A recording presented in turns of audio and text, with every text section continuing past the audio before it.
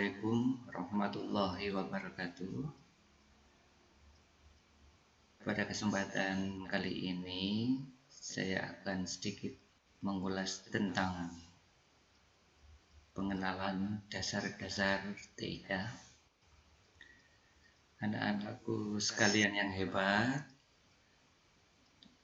jika kita berbicara tentang TIK, maka pikiran kita akan tertuju pada beberapa alat yang sudah beredar banyak di masyarakat. Di antaranya laptop, komputer, dan perlu kalian ketahui, saat ini sudah banyak beredar di masyarakat sebuah alat yang fitur-fiturnya canggih seperti laptop, yaitu handphone.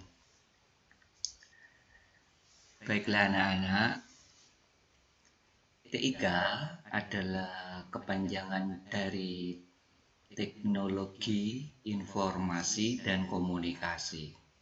Bicara tentang teknologi, itu adalah sebuah ilmu yang membahas tentang sebuah teknik, ya, dari sebuah alat.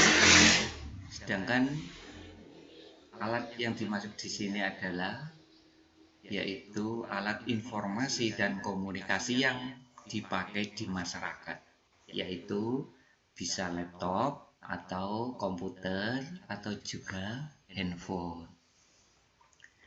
Baik, di sini saya akan sedikit mengenalkan kepada kalian tentang dua unsur penunjang dari sebuah alat informasi dan komunikasi. Yang kita kenal banyak dipakai termasuk di kalangan pelajar seperti kalian, yaitu sebuah handphone. Tentunya kalian sudah sering mendengar keluhan-keluhan dari teman kalian atau saudara kalian,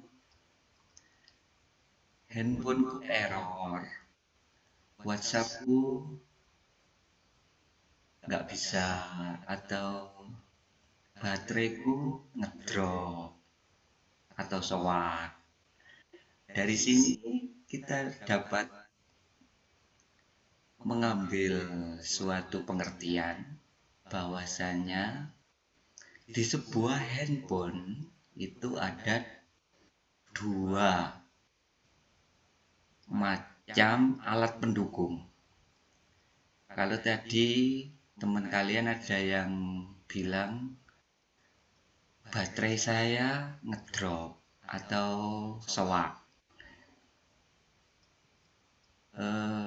ada lagi teman kalian yang bicara WhatsAppku error dan lain sebagainya.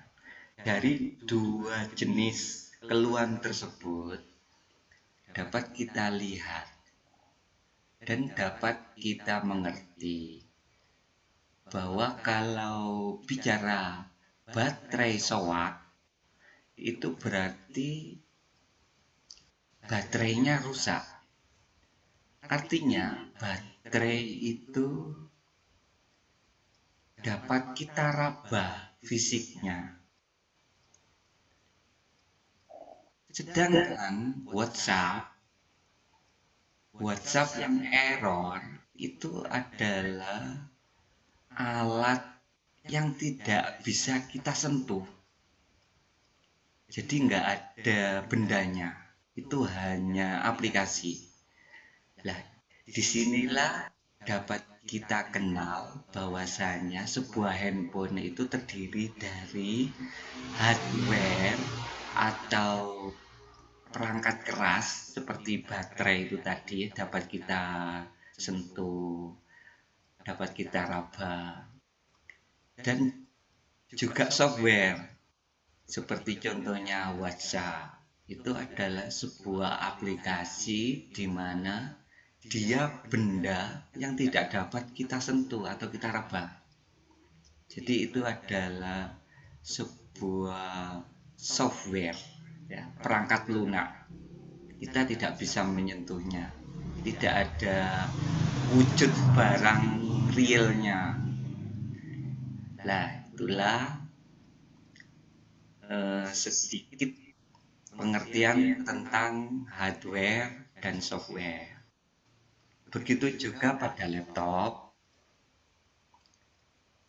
Kalau kita bicara hardware pada laptop, itu adalah alat yang bisa kita sentuh. Jadi laptopnya itu, di situ ada keyboard, ada layar, dan lain sebagainya. Kalau pada komputer, ada PC, ada keyboard juga, ada monitor juga. Lah pada HP juga begitu. Ada casing HP-nya, di situ ada baterainya, dan lain sebagainya. Itu bicara tentang hardware. Jadi alat pada komputer atau HP yang bisa kita sentuh bendanya. Itu pengertian hardware. Kemudian sebuah perangkat atau alat informasi dan komunikasi seperti HP dan laptop itu juga ada alat penunjangnya yang dinamakan software. Nah, software ini adalah program yang terinstal di dalam alat-alat tersebut. Jadi software ini tidak ada benda nyatanya. Jadi itu hanya ada di dalam layar, ada di dalam HP atau laptop. Nah, kedua benda ini jika salah satunya tidak ada atau rusak, maka alat TIK itu tidak dapat kita operasikan atau kita gunakan. Untuk itu, dari sini dapat kita ambil kesimpulan bahwasanya sebuah alat informasi dan komunikasi seperti laptop atau HP itu terdiri dari dua unsur yang saling mendukung, yaitu hardware dan software. Dan apabila kedua perangkat itu salah satu rusak, maka alat itu tidak bisa digunakan. Kemudian di samping kedua perangkat tersebut, yaitu hardware dan software, sebuah alat komunikasi dan informasi itu tidak bisa bekerja tanpa adanya pengguna atau brainware, yaitu manusia. Coba kita bayangkan jika ada sebuah handphone yang bisa nyala, kemudian di situ nggak ada yang mengoperasikan, kan belum berfungsi. Jadi nggak ada yang memainkan WA-nya, tidak ada yang memainkan YouTube-nya. Jadi nggak bisa berguna, nggak berguna. Baru kalau ada orang yang menggunakannya, maka disitulah alat informasi dan komunikasi itu berjalan. Bisa, kalau HP bisa kita gunakan untuk WhatsAppan antar teman. Nah, itulah yang dinamakan sebuah alat itu berfungsi. Jadi ada nilai gunanya. Jika tidak ada yang menggunakan, berarti bisa dikatakan alat itu belum beroperasi. Seperti itu ya. Kemudian pengguna itu sendiri ada 3 macam.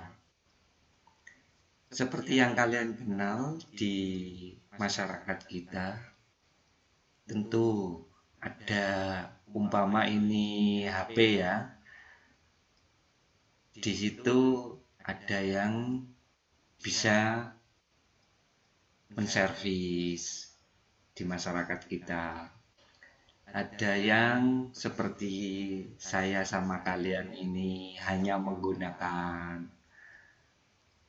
Ada juga yang dinamakan programmer. Jadi di situ orangnya sudah ahli, misalnya bisa membuat game yang nantinya kalian nikmati gamenya itu.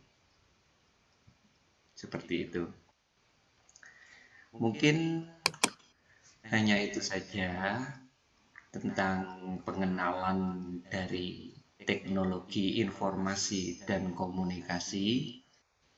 Semoga kalian